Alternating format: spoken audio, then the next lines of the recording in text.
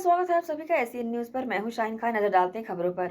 मुख्यमंत्री विष्णुदेव साय ने राज्य अतिथि गृह पहुना में बुधवार सुबह भगवान जगन्नाथ और बलभद्र जी के रथ के पहिए की विधि विधान से पूजा अर्चना की। मुख्यमंत्री साय ने इस मौके पर भगवान जगन्नाथ से प्रदेशवासियों की खुशहाली एवं समृद्धि की कामना की।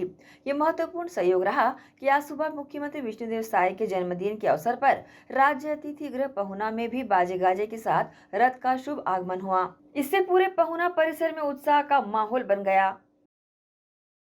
लोकसभा चुनाव का वक्त जैसे जैसे नजदीक आ रहा है, वैसे वैसे छत्तीसगढ़ में राजनीतिक गतिविधियां बढ़ती दिखाई दे रही है। वहीं राजनीतिक दलों के शीर्ष नेताओं का छत्तीसगढ़ दौरा भी लगातार तेज हो गया है। इसी क्रम में केंद्रीय गृह मंत्री अमित शाह गुरुवार 22 फरवरी को छत्तीसगढ़ दौरे पर आ रहे हैं। केंद्रीय गृह मंत्री अमित शाह के छत्तीसगढ़ दौरे पर आने को लेकर मुख्यमंत्री विष्णुदेव साय ने प्रतिक्रिया दी है। मुख्यमंत्री साय ने कहा कि लोकसभा चुनाव नजदीक है, ऐसे में सभी वरिष्ठ नेताओं का यहां आगमन होगा। अमित शाह जी ने भी दिए हैं और अलग अलग जगहों से भी बधाई संदेश आ रहा है। किस तरह आप देखते हैं? पहले तो आप सभी लोगों को बहुत बहुत धन्यवाद आप लोगों के शुभकामना के लिए। और आज हमारा सौभाग्य है कि सभी बड़ों का आशीर्वाद मिल रहा है। माननीय प्रधानमंत्री जी फोन करके आशीर्वाद दिए हैं, माननीय उपराष्ट्रपति जी भी दिए हैं, गृह मंत्री जी भी दिए हैं और सभी वरिष्ठ जन का आशीर्वाद मिल रहा है। और निश्चित रूप से उनके आशीर्वाद से हमको ताकत मिलेगी और जो लक्ष्य अपना है उसको प्राप्त करने में मनोबल अपना बढ़ेगा। जन्मदिन के मौके पर आप न्योता भोज करवा रहे हैं जशपुर में गृह ग्राम में, उसके बारे में? हाँ, हमारे गांव में ही एक आश्रमशाला है, पहली से लेकर 5वीं तक, जिसमें आदिवासी बच्चे वहां पर पढ़ते हैं, रहते भी हैं, आवासीय विद्यालय है। तो आज उनके साथ स्नेह भोज का कार्यक्रम है। सर, सुबह से पहुना में भी बहुत से लोग आ रहे हैं बधाई संदेश देने, पूजा भी किया है आपने? जी, आज पूजा भी किए हैं। आज भगवान जगन्नाथ जी का रथ मतलब यहाँ पर लाए हैं रायपुर में। जो रथ रहता है भगवान जगन्नाथ जी का और बलराम भगवान का, और दोनों का रथ का ओरिजिनल पहिया है, जिसका दर्शन पूजन किए।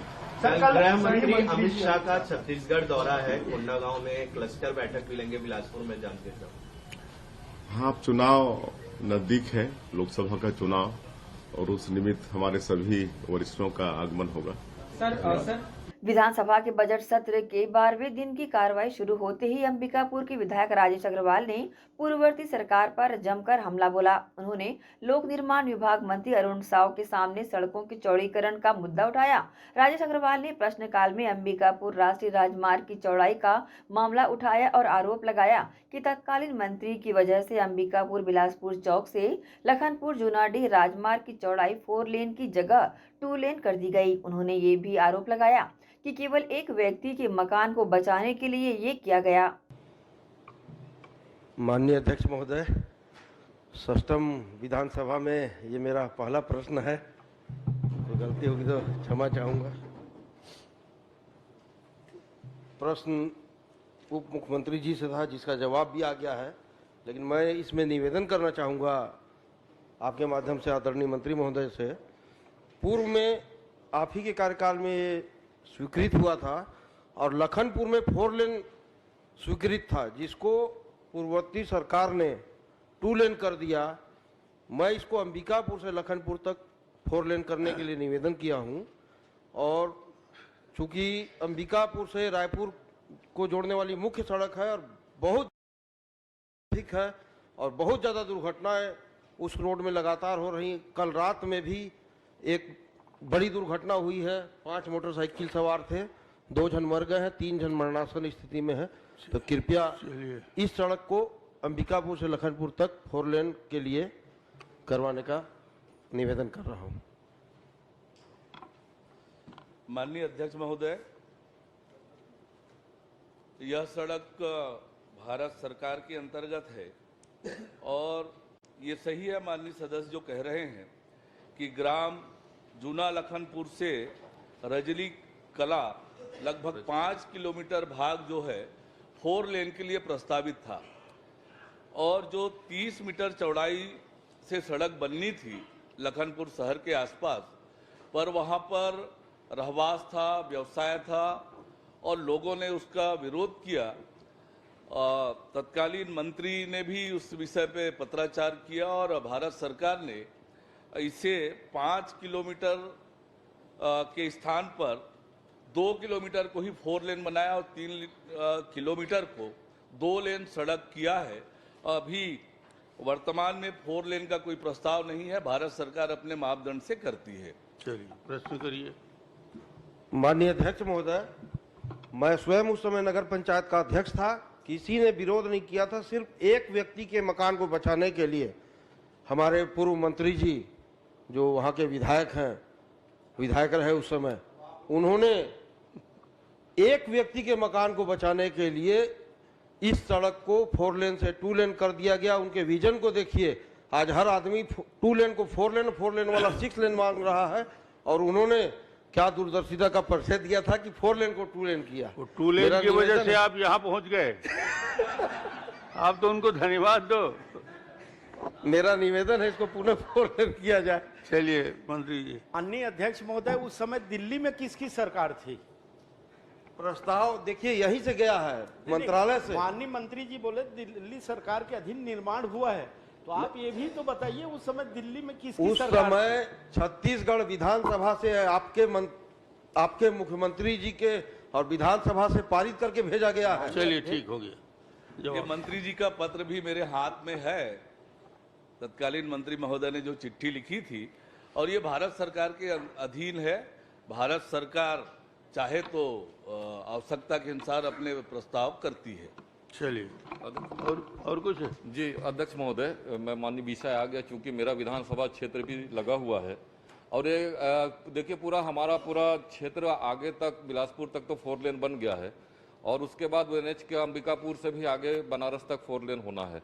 बीच का पैच केवल बचा है 4 लेन के लिए, और वो 4 लेन यदि बन जाता तो यहाँ से लेके बनारस तक का पूरा सड़क हम लोगों का पूरा 4 लेन से जुड़ जाता और आवागमन की सुविधा होती। और उस क्षेत्र में जो विषय राजेश जी ने रखा है, और वो भी यदि आबादी और हमारा अंबिकापुर शहर का विस्तार और जो ट्रैफिक है उसको देखते हुए लखनपुर तक भी, क्या मंत्री जी इसको पुनः प्रस्ताव भेजेंगे क्या उसको बनाने के लिए 4 लेन?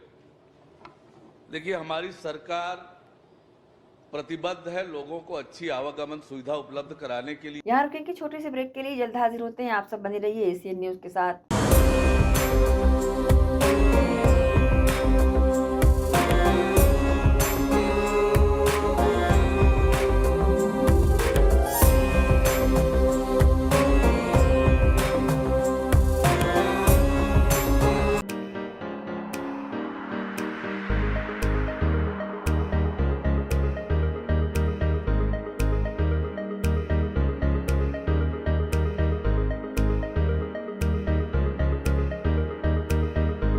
आयुर्वेद एक्यूप्रेशर थेरेपी सेंटर, चर्म रोग, दांत खाज, खुजली, चेहरा पर किसी भी प्रकार की झाइयाँ, दाग धब्बे, फोड़ी फुंसी, प्रेगनेंसी, स्ट्रेच मार्क आदि का गारंटेड इलाज। जी हाँ, आयुर्वेदिक एक्यूप्रेशर थेरेपी सेंटर। यहाँ पर आयुर्वेदिक दवा एवं एक्यूप्रेशर थेरेपी द्वारा बिना ऑपरेशन किए बवासीर, भकंदर, हाइड्रोसिल, गुप्त रोग, चर्म रोग का इलाज किया जाता है। बवासीर, भकंदर, फिशर का बिना ऑपरेशन इलाज, मलद्वार की जितनी भी पुरानी तकलीफ हो, जैसे खून आना, चुभने जैसा दर्द होना, जलन, मस्सा, मवाद आना, पेट साफ न होना आदि का जड़ से गारंटेड इलाज। गुप्त रोग, शादी के बाद या शादी के पहले बचपन की गलतियां, उम्र की अधिकता या किसी भी कारण से मर्दाना कमजोरी, शीघ्र पतन, शादी के नाम से डर लगना, बच्चा न होना, पेशाब में जलन, स्वप्न दोष, शारीरिक कमजोरी, थकान आदि बीमारियों सहित हाइड्रोसिल का बिना ऑपरेशन गारंटेड इलाज। महिला गुप्त रोग, बवासीर, भकंदर, फिशर का बिना ऑपरेशन जड़ से गारंटेड इलाज। माहवारी गड़बड़ी, सफेद पानी जाना, हाथ पैर में जलन, दर्द, कमर में दर्द, बच्चा न होना, मिर्गी, पुराने से पुराना घाव, गैंग्रीन का इलाज किया जाता है। हमारा पता डॉक्टर हीरा, गया नगर, दुर्ग। मोबाइल नंबर 9981659182 और भिलाई में 18 नंबर रोड, पटेल डेयरी के पास, कैंप 1 भिलाई। Mobile number 8815563954।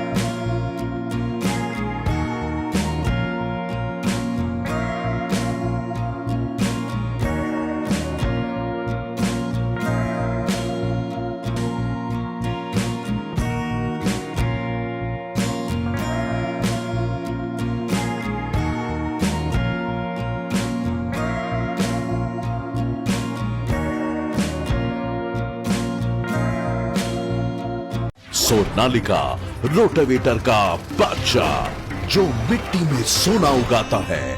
हम उनके सपनों को हकीकत बनाते हैं। खेती के उपकरणों में दुनिया का number 1 heavy duty rate Sonalika agro solutions पेश करते हैं सोनालिका शानदार रोटावेटर ऑफर। त्योहार के अवसर पर लाखों के उपहार।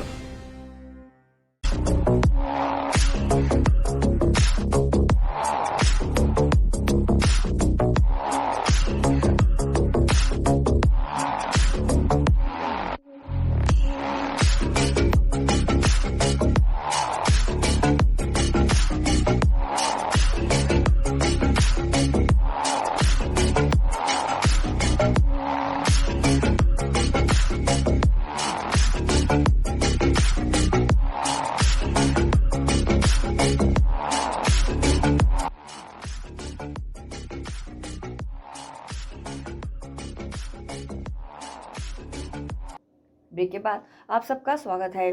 छत्तीसगढ़ के पूर्व सीएम भूपेश बघेल ने दावा किया है कि बीजेपी उनके विधायकों को तोड़ रही है। भूपेश बघेल ने कहा कि मुझे एक विधायक ने बताया कि उसे भी भाजपा की तरफ से लोकसभा टिकट का ऑफर दिया गया है। लगातार विधायकों को फोन किया जा रहा है। इससे स्पष्ट है कि भाजपा पूरी तरह डरी हुई है। इनका अपने ऊपर से भरोसा खत्म हो गया है। मुझे भी उस दिन विधानसभा में एक विधायक ने बताया कि उनके पास भी उनसे मुलाकात की, उसे लोकसभा देने की और उसके बाद उसके सरकार बने तो फिर मंत्री बनाएंगे। इस प्रकार के बातें लगातार चल रही है और इसका अर्थ ये है कि भारतीय जनता पार्टी डरी सहमी हुई है 2024 के इलेक्शन को लेकर। और यही कारण है कि चाहे वो बिहार की घटनाक्रम हो, चाहे उत्तर प्रदेश की घटना हो, चाहे महाराष्ट्र की घटना हो, ये सारी घटनाएं इस बात की ओर संकेत कर रहे हैं और चीख के कर रहे हैं कि भारतीय जनता पार्टी 2024 के चुनाव में हारने वाली है और इस कारण से तोड़ फोड़ कर रहे हैं। अपने ऊपर भरोसा इनको नहीं रहा, ये स्पष्ट हो रहा है। पिछले दिनों दुर्ग बोरसी में हुए हादसे में 11वीं की छात्रा की मौत हो जाने से आक्रोशित वार्ड के नागरिकों और स्थानीय पार्षद ने दुर्ग कलेक्टर से मुलाकात की और बोरसी स्कूल चौक से महाराजा चौक तक सड़क चौड़ीकरण और अतिक्रमण को हटाने की मांग की। दुर्ग के बोरसी चौक में 11वीं कक्षा की छात्रा हिमांशी साहू की हाईवा की चपेट में आने से हुई दर्दनाक मौत के बाद वार्डवासियों में काफी आक्रोश का माहौल देखा जा रहा है, जिसके चलते स्थानीय वार्ड पार्षद हेमलता साहू और नागरिकों ने बुधवार को कलेक्ट्रेट पहुंचकर दुर्ग कलेक्टर और पुलिस अधीक्षक से मुलाकात की और मांगों का ज्ञापन सौंपा। उन्होंने बताया कि दुर्ग के वार्ड 51 बोरसी स्कूल चौक से लेकर महाराजा चौक तक मार्ग में शहर के लगभग 6 वार्डों के लोग एवं लगभग 50 गाँव के लोगों का आना जाना लगा रहता है, जिसके कारण सड़क में हमेशा ही भीड़ की स्थिति निर्मित होती रहती है। इसके चलते सड़क किनारे भारी संख्या में अवैध ठेले खोमचे का भी जमावड़ा लगा रहता है, जिसके कारण आए दिन कोई न कोई दुर्घटना होने की आशंका बनी रहती है। इसलिए उक्त मार्ग का अतिशीघ्र चौड़ीकरण कराने एवं रोड किनारे के सभी अवैध ठेले खोमचे को शीघ्र हटवाने की मांग की गई। अभी हम लोग बोरसी स्कूल चौक से महाराजा चौक तक की रोड के चौड़ीकरण की मांग को लेकर के और जितने भी अवैध ठेले खोमचे लगे हैं जिसके कारण दुर्घटनाएं होती हैं, उसी के संबंध में उसको हटाने के लिए मांग को लेकर के एसपी साहब से और कलेक्टर मैडम से मिले हैं। उन्होंने आश्वासन दिए हैं कि इनको अतिशीघ्र कार्रवाई करेंगे करके। फिर मैंने उनसे कहा भी कि नगर निगम के द्वारा खाना पूर्ति कर दिया जाता है, एक दिन अवैध कब्जे हटाते हैं, दूसरे बार फिर बंद हो जाते हैं और उसके बाद फिर पुनः उसी स्थान पर अवैध कब्जा हो जाते हैं, तो ये नहीं होना चाहिए करके उन्होंने कहा है कि बिल्कुल इस बार इस प्रकार से अब नहीं होगा।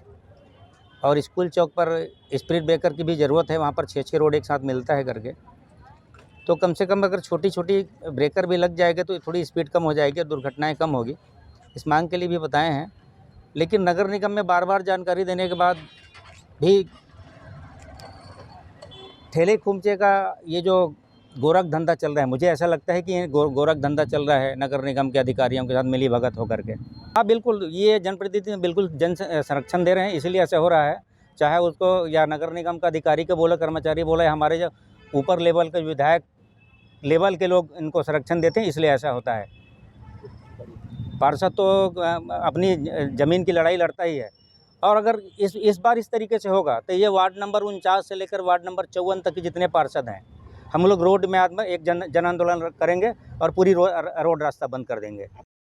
17 तारीख को शाम को 4:10 पे जो दुर्घटना हुई थी हमारे बोरसी वार्ड 51-52 में, कुमारी हिमांशु साहू जो ट्यूशन के लिए अपने घर से निकली थी, आज हमारे बीच नहीं रही। बहुत दुर्भाग्य की बात है। आज हम उसी के मांग को लेकर सड़क चौड़ीकरण और आजू बाजू में जो ठेले घुमटे लगे रहते हैं उसको हटाने के लिए कलेक्टर मैडम और एसपी सर से मांग किए हैं कि जल्द से जल्द गुमटी और ठेले कुमचे को हटाया जाए और रोड का चौड़ीकरण किया जाए और हाई जो स्पीड ब्रेकर है उसको स्वीकृति दिया जाए। अभी तो हम लोग को प्रशासन का मतलब पुलिस प्रशासन का बहुत ही अच्छा सहयोग मिला है दुर्घटना में जो हुई बच्ची का। और अब दो चार दिन से भी लगातार निगम के तो लोग सब कमिश्नर सर लोग सब जा रहे हैं कि ठेला घुमटे हटाने के लिए। अगर नहीं हो पाता है तो आगे हम लोग आंदोलन करेंगे। एसीएन न्यूज़ के लिए दुर्ग से नसीम फारूकी की रिपोर्ट। यहाँ रुकेंगे एक और छोटे से ब्रेक के लिए, जल्द हाजिर होते हैं। आप सब बने रहिए एसीएन न्यूज़ के साथ।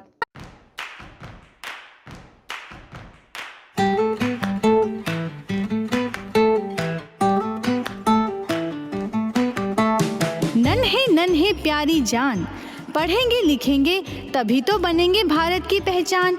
बच्चों से ही है कल का भविष्य, तो आइए उदय पब्लिक स्कूल में जल्द ही एडमिशन कराइए।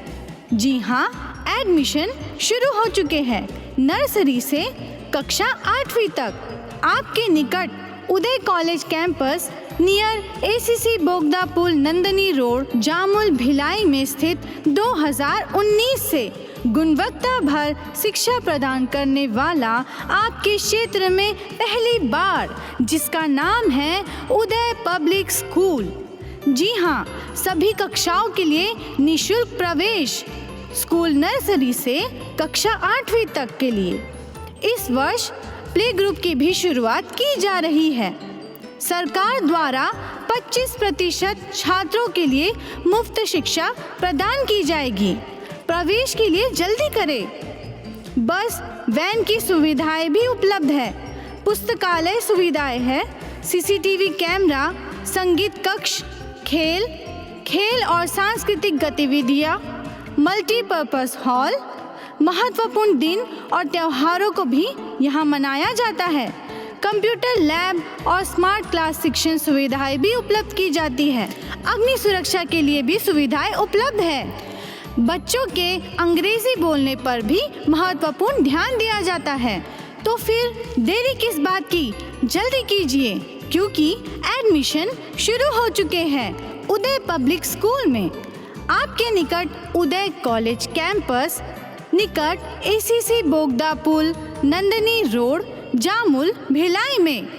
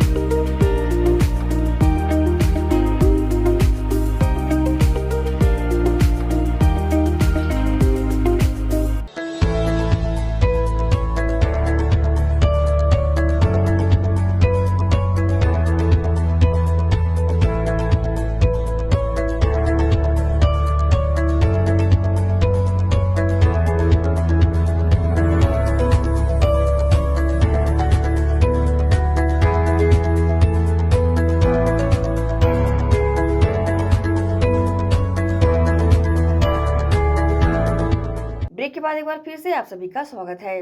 न्याय संगत अधिकार दिलाने की मांग को लेकर आईटीआई में कार्यरत नियमित प्रशिक्षण अधिकारियों ने मुख्यमंत्री के नाम दुर्ग कलेक्टर को ज्ञापन सौंपा और कहा हमारी मांगे जायज है।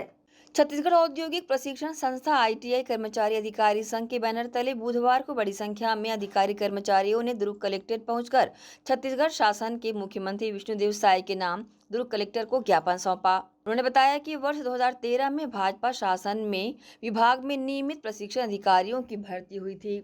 प्रशिक्षण अधिकारी 11 वर्षों से अपनी जिम्मेदारियों का निर्वहन बखूबी कर रहे हैं, परंतु विभाग में कार्यरत अराजक तत्वों द्वारा समय समय पर भर्ती को रद्द करने का प्रयास किया जाता रहा है, जिस पर विभागीय शिकायत लोकायोग और माननीय उच्च न्यायालय में याचिका दायर की गई है, जिसमें उच्च न्यायालय के हस्तक्षेप के बाद 8 वर्षों बाद परिवीक्षा अवधि समाप्त की गई, परंतु शासन बदलते ही अधिकारियों द्वारा पुनः कर्मचारियों को नोटिस थमा दिया गया और सभी लाभ जैसे ट्रेनिंग, परिवीक्षा अवधि, समयमान, प्रमोशन आदि से वंचित भी कर दिया गया, जिस पर न्याय की गुहार लगाने ज्ञापन सौंपने की बातें शामिल लोगों ने कही।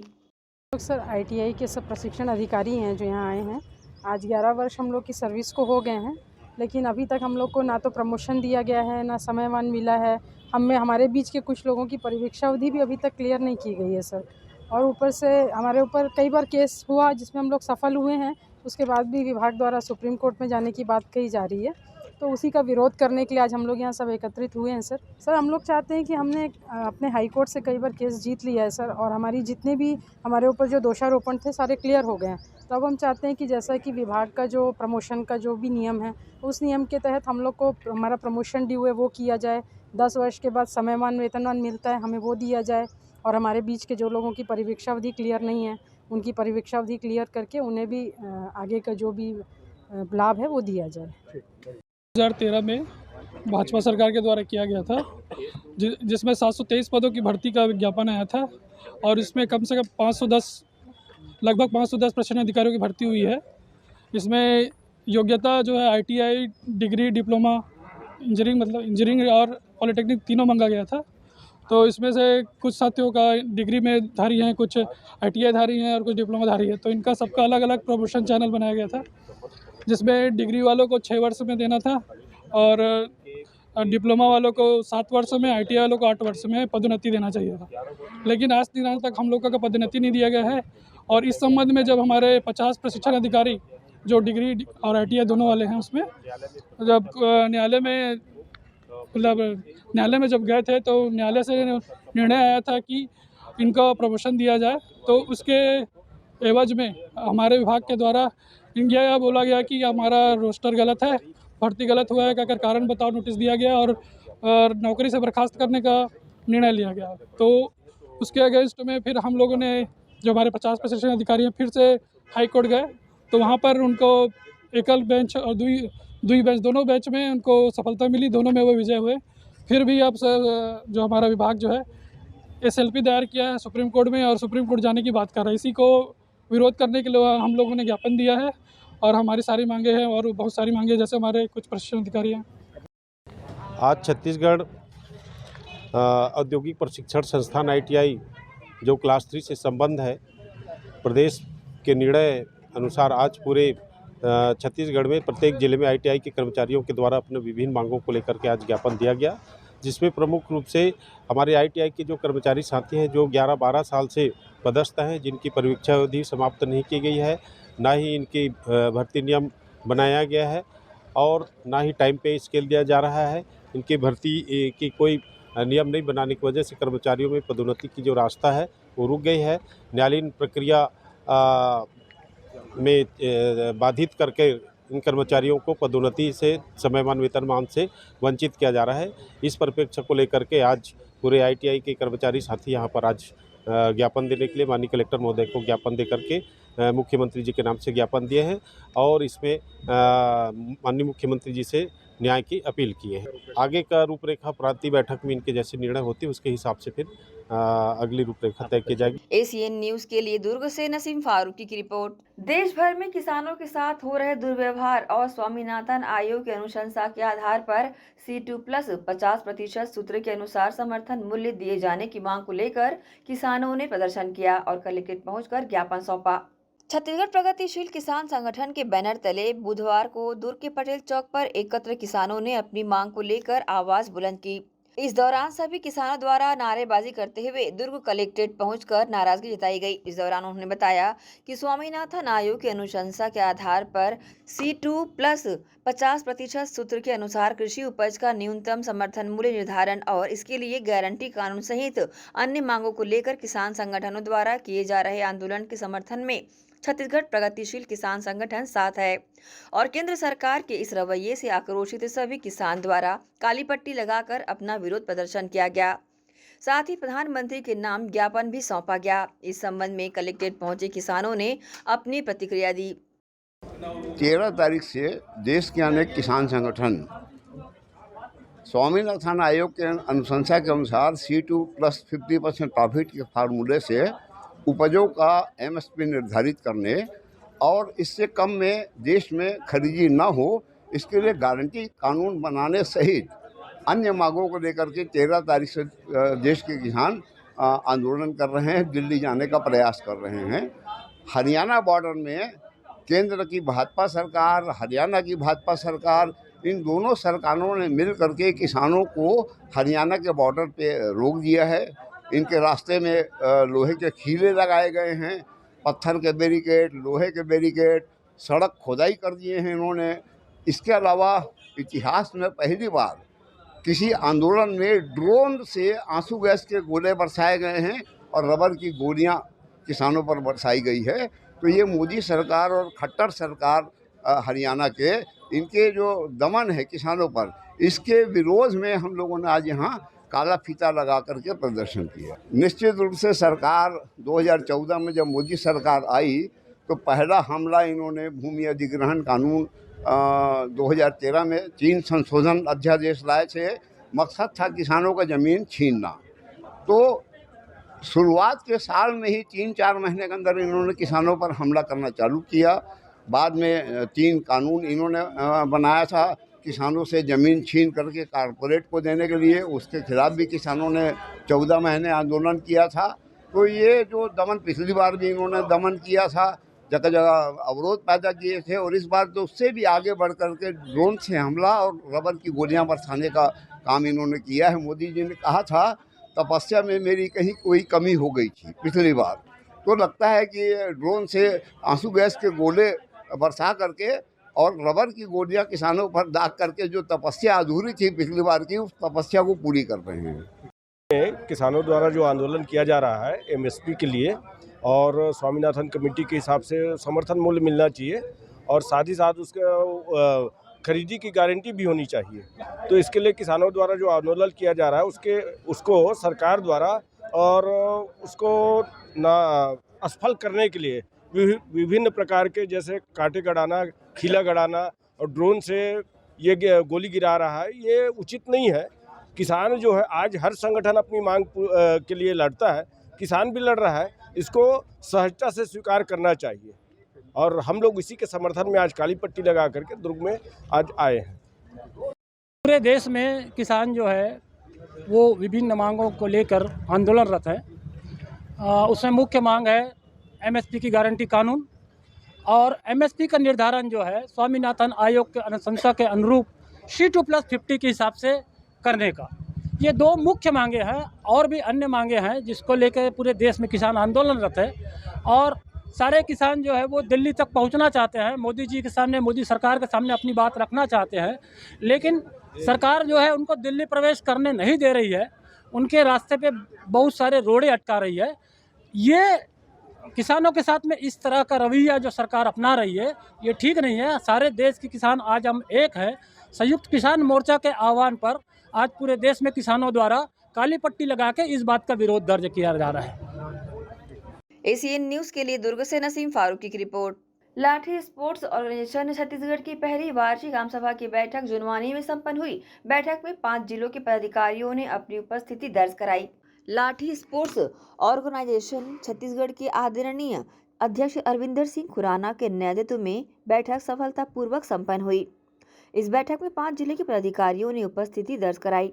बैठक में राष्ट्रीय लाठी स्पोर्ट्स ऑर्गेनाइजेशन इंडिया की कार्यकारिणी अध्यक्ष आदरणीय चार्टर्ड अकाउंटेंट प्रतीक अग्रवाल के द्वारा दुर्ग की प्रतिष्ठित रेडियोलॉजी डॉक्टर दीप्ति कोठारी को लाठी स्पोर्ट्स ऑर्गेनाइजेशन छत्तीसगढ़ के वुमेन्स स्पोर्ट्स कमिश्नर मेंबर के पद पर प्रमाण पत्र देकर सम्मानित किया गया।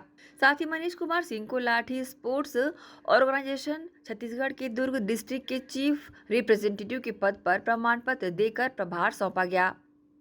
लोगों ने उन्हें बधाइयां और शुभकामनाएं दी। संगठन का उद्देश्य है अन्य सभी जिलों में निर्देशानुसार इस लाठी स्पोर्ट्स खेल के माध्यम से सभी महिलाओं एवं बेटियों को सशक्त बनाना। शामिल पदाधिकारियों ने जरूरी सुझाव आपस में दिए। साथ ही बेमेतरा जिले के अजय वर्मा, रायपुर से आदित्य तिवारी, दुर्ग जिले की अंजना, राजवीर सिंह, नीरज ध्रुव, नागेंद्र सिन्हा, विनय यादव एवं प्रखर पारक, महासमुंद से अभय दास, बिलासपुर से ठाकुर कर्ण सिंह, जगदलपुर से नवनीत सिंह, सभी लोगों ने सहयोग, समर्थन और आभार प्रकट किया और साथ ही सभी महिलाओं एवं बेटियों की आत्मरक्षा के अभियान को आगे बढ़ाने के लिए सभी लोगों का बहुत बहुत धन्यवाद किया। इस दौरान उदय पब्लिक स्कूल की प्राचार्य अलीफा साहू विशेष रूप से शामिल रही। साहित्य जगत का जाना पहचाना नाम रौनक जमाल, जिन्हें छत्तीसगढ़ रत्न से जाना जाता है, उन्होंने राष्ट्रीय नाटक लेखन स्पर्धा जो कि महाराष्ट्र के सोलापुर में आयोजित की गई थी, उसमें उन्होंने अपनी प्रतिभा का लोहा मनवाते हुए एक और मेडल प्राप्त कर छत्तीसगढ़ का नाम रोशन किया है। इस स्पर्धा में संपूर्ण भारतवर्ष से 48 नाटक लेखकों ने हिस्सा लिया था।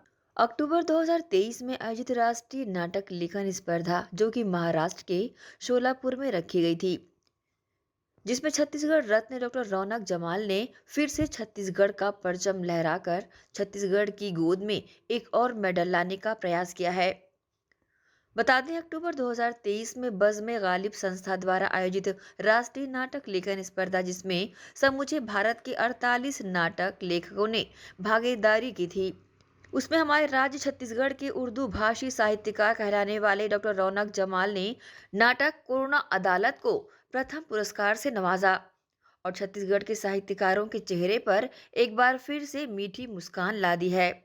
उर्दू भाषी से जाने पहचाने जाने वाले डॉक्टर जमाल जी को अनेकों प्रदेश से साहित्य अकेडमी अवार्ड से भी नवाजा जा चुका है। हाल ही में डॉक्टर रौनक जमाल को हेती यूनिवर्सिटी ऑफ अमेरिका ने डॉक्टर की डिग्री भी प्रदान की है। डॉक्टर रौनक जमाल दुर्ग ही नहीं बल्कि पूरे छत्तीसगढ़ के साहित्यकारों के प्रेरणा स्रोत बन चुके हैं और उन्हें लगातार ऊर्जा प्रदान करने का कार्य भी कर रहे हैं और साथ ही वो इस क्षेत्र में एक मील का पत्थर साबित हो रहे हैं। विद्या की देवी सरस्वती की असीम कृपा डॉक्टर रौनक जमाल पर है। उन्होंने 3 अफसाना संग्रह, 8 लघु कथाओं, साथ ही 6 बाल कथाओं और 2 नाटक और 1 बाल उपन्यास एवं गाजर घास पर आलेख, गाजर घास, ग्रीन कैंसर, सैकड़ों कहानियां, अफसाने और साथ ही बाल कहानियों का आलेख किया है। साथ ही नाटक एवं साहित्यकारों और कवियों की पुस्तकें भी वे लिख चुके हैं। इस काम के लिए छत्तीसगढ़ ही नहीं बल्कि पूरे महाराष्ट्र, कर्नाटक, बिहार, बंगाल एवं मध्य प्रदेश से लाखों रुपए के पुरस्कार एवं अवार्डों से भी उन्हें नवाजा जा चुका है।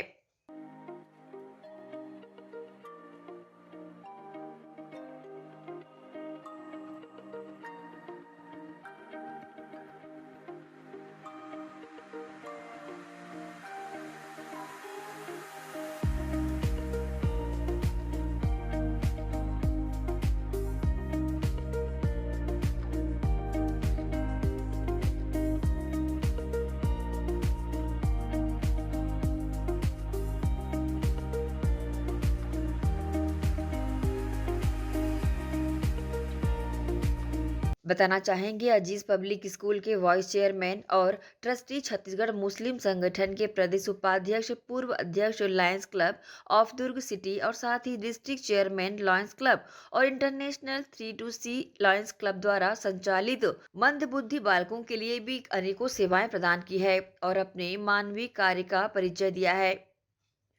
दुर्ग शहर ही नहीं बल्कि पूरे छत्तीसगढ़ का परचम इन्होंने देश और दुनिया में फहराने का काम किया है। एसीएन न्यूज़ के लिए शाहीन खान की रिपोर्ट। इसी के साथ ही आपसे लेंगे इजाजत। आप सब बने रहिए एसीएन न्यूज़ के साथ। नमस्कार।